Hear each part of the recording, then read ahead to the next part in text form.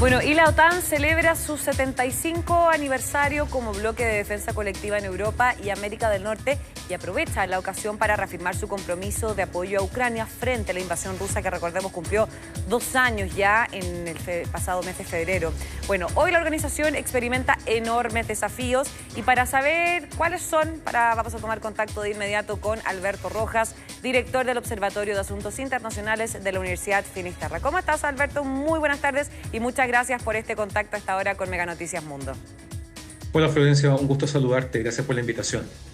Bueno, Alberto, hace rato no conversábamos y la verdad es que tenemos harto tiempo, así que quiero partir por la base. ¿Cuál es la finalidad de la OTAN, que la verdad ha estado bastante en entredicho en este último conflicto tras la invasión de Rusia a Ucrania? Bueno, la OTAN es una organización que, como tú bien decías, está pensada para una defensa colectiva de un conjunto de países que lo forman. Digamos que nace en 1949 a partir del Tratado de Washington.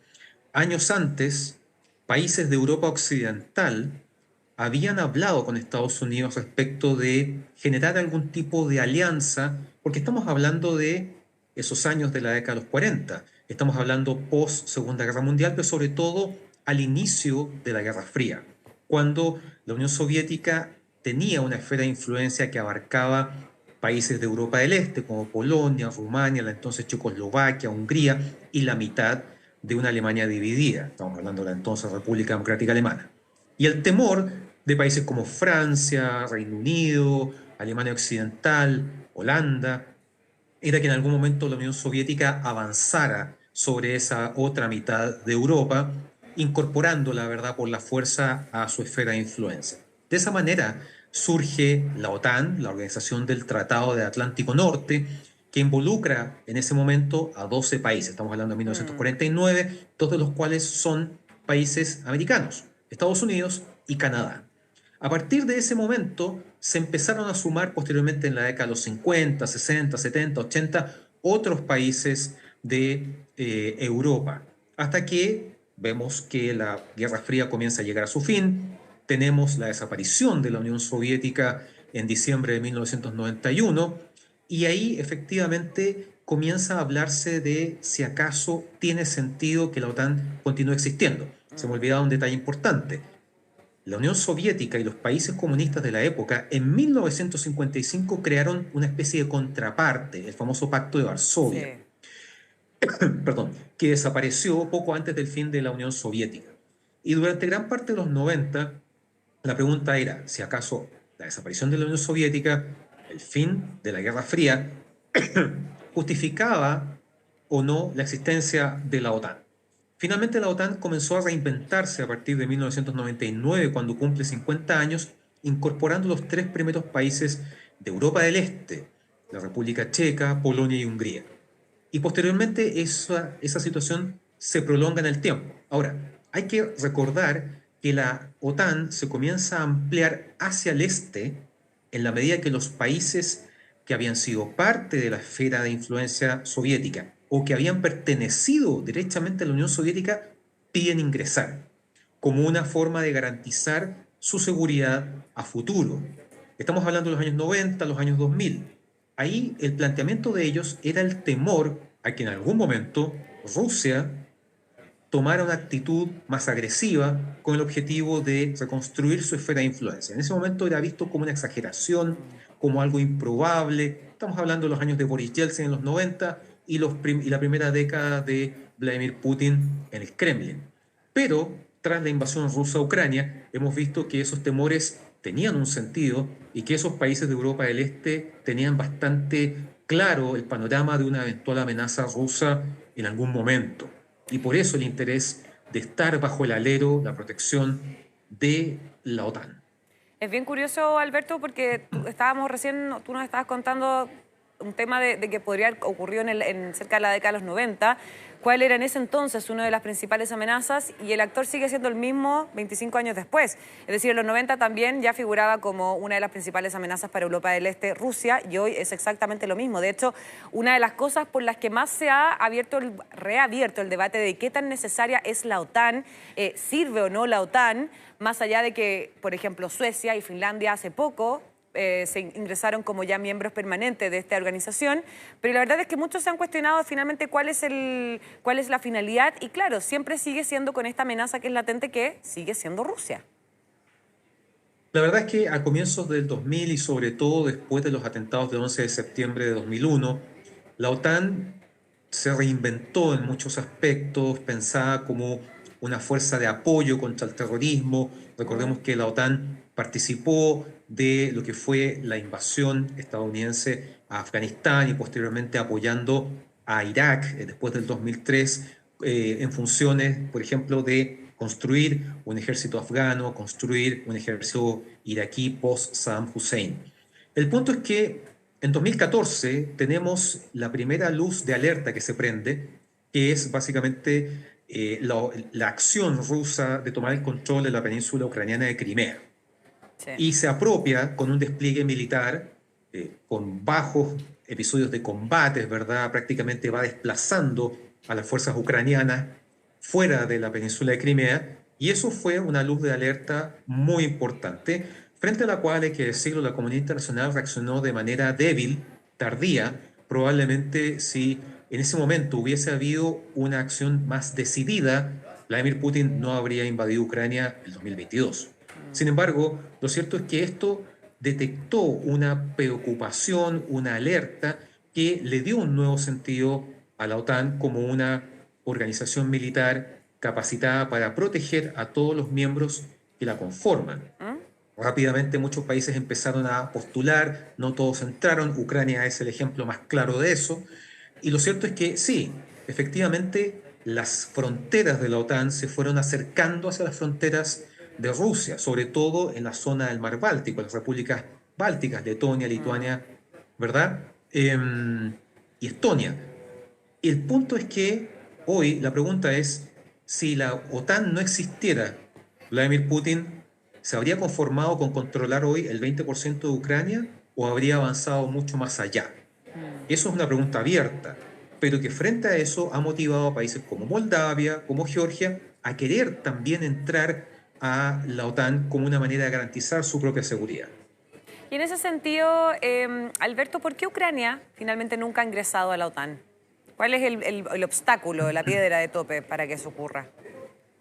Entrar a la OTAN implica cumplir una serie de requisitos. Es un proceso largo, es un proceso que exige cambios en términos políticos y también adecuarse a los estándares militares de la OTAN. Ucrania postuló como candidato, finalmente el proceso lo pilla, ¿no es cierto? O mejor dicho, la invasión rusa a Ucrania pilla a Ucrania todavía en el proceso de ingresar. Está ¿Y ahí no se pudo adelantar, por ejemplo? ¿Ahí no se podría haber adelantado su ingreso? Porque finalmente con eso quizás la decisión de Rusia habría retrocedido un poco, ¿no? Sin duda. Ahora, el punto es que ningún país en una situación de conflicto abierto puede ingresar a la OTAN. Ah, perfecto. Por lo tanto, lo que se está esperando es que en algún momento, no sabemos cómo ni cuándo, efectivamente el conflicto se detenga. Ahora, el fin del conflicto no es necesariamente la paz, y eso es importante tenerlo presente. Y a partir de ahí, ¿qué va a pasar? ¿Qué va a pasar si eventualmente Ucrania ingresa a la OTAN a sabiendas de que Rusia le arrebató en 2014 la península de Crimea y desde el 2022 controla 4 regiones que ya además incorporó dentro de su frontera como territorio ruso? No hay que olvidar el artículo número 5 de la OTAN que establece que una amenaza o una agresión a un miembro de la OTAN implica la respuesta del resto de los países. Claro. A Rusia le preocupa que una Ucrania post-conflicto que ingrese a la OTAN después quiera recuperar, siendo miembro de la OTAN, quiera recuperar Crimea o los territorios anexados ya desde hace prácticamente 2 años. Y en ese sentido, Alberto, de ahora en adelante, más allá de todo lo que ocurrió en estos 75 años de historia de la OTAN, ¿cuáles son los principales desafíos que tiene esta organización para futuro? En primer lugar, mantener su cohesión. Hemos visto, como tú bien mencionabas, el ingreso reciente de nuevos países asustados, preocupados por la invasión rusa a Ucrania de 2022. Estamos hablando de Finlandia en 2023 y de Suecia finalmente este año. De esa manera la OTAN se proyecta en la zona de Escandinavia de manera mucho más contundente, mucho más firme. Hay países que quieren ingresar a la OTAN, efectivamente, mencionábamos a Moldavia, mencionábamos a Georgia. No sabemos todavía cómo ni cuándo podría entrar Ucrania. A eso se suma también la incertidumbre que genera la elección presidencial en Estados Unidos en Sí, noviembre de este ese año. punto te iba a mencionar, Donald Trump, ¿qué pasa con eso también? Finalmente va a ser un desafío, considerando que Donald Trump abiertamente ha dicho que no confía mucho en la finalidad o el objetivo o que funcione finalmente la OTAN y él varias veces, como, hay que recordar que también que el financiamiento de la OTAN incluye el 2% del PIB de cada uno de sus miembros y es eso lo que finalmente Donald Trump también siempre ha estado en contra. Dice que él no tendría ningún problema con salirse de la OTAN y eso obviamente, te quiero consultar a ti cuál podrían ser las repercusiones también de una posible salida de Estados Unidos de la OTAN, que es de uno de los miembros principales. Claro, si uno piensa en cómo fue la actitud de Donald Trump con la OTAN y con Europa en general, sus aliados europeos durante su primer mandato entre 2017 y 2021, la verdad es que él fue muy crítico de la OTAN. En ese Sí, minuto, efectivamente, había países que no cumplían el compromiso adoptado después de que Rusia se apropió de Crimea de aportar el 2% o más del 2% de su PIB a el funcionamiento de la OTAN. Eso hoy ha cambiado. Muchos países después del 2022 rápidamente se pusieron al día entregando el 2% o incluso más del 2%. más. En ese sentido, el escenario es diferente. Por lo tanto, lo que Donald Trump dijo hace algunas semanas en términos de que si había países que no cumplían eso, él iba prácticamente a incentivar o fomentar a que Rusia los invadiera, bueno, probablemente hay muchos países que ya se están poniendo a tono porque no quieren quedar fuera. Ahora, también recordando cómo fue la relación de Donald Trump con Vladimir Putin durante su primer gobierno, hay que recordar que fue una relación bastante extraña, muy cercana, a veces ambigua, etc. Trump ha dicho que si él llega a la presidencia, en 24 horas resuelve la guerra en Ucrania. No ha explicado cómo. No, insólitas las declaraciones irresponsables, pero bueno, es verdad que Exacto, lo ha dicho. exacto. Ahora, Estados Unidos aporta prácticamente el 32% del presupuesto con el que la OTAN funciona. Sí. Si eventualmente Estados Unidos llegara a retirarse, evidentemente significaría un golpe muy fuerte para la OTAN. Algunos piensan que incluso podría significar su desmembramiento, su desaparición. Mira. Pero hay otro enfoque que plantea que, tomando en cuenta lo que se vivió durante el primer gobierno de Trump, Europa se está preparando para un escenario medio catastrófico de esas características y que una eventual salida de Estados Unidos o que Estados Unidos, por ejemplo, deje de comprometerse en el aporte de armamento, ayuda humanitaria, etcétera, con Ucrania, lo que haría sería que los europeos tomasen en sus manos la seguridad continental de manera definitiva, sin una participación extra europea, lo cual podría conducir a un fortalecimiento europeo de la OTAN. Y eso ya es un escenario completamente nuevo, distinto. Sabemos que Europa ve a Rusia como una amenaza directa porque está en el mismo continente. Para Estados Unidos no solamente está Europa de por medio, sino todo el Atlántico. Ciertamente existe la amenaza nuclear y los proyectiles intercontinentales, pero para los países europeos, la amenaza rusa y lo que pasó en Ucrania es un peligro a sus puertas, del Claro. día a día, que se ve en los refugiados, que se ve en el gasto militar que ha ido aumentando. No solamente el aporte de cada país a la OTAN, sino el aumento en los presupuestos de defensa de los países europeos. Bien, Alberto Rojas, el director del Observatorio de Asuntos Internacionales de la Universidad Finisterra, muchísimas gracias por esta interesante conversación. Siempre es un agrado conversar con usted. Que esté muy bien. Gracias a ti, Florencia. Hasta la próxima oportunidad. Chao, chao, buenas tardes.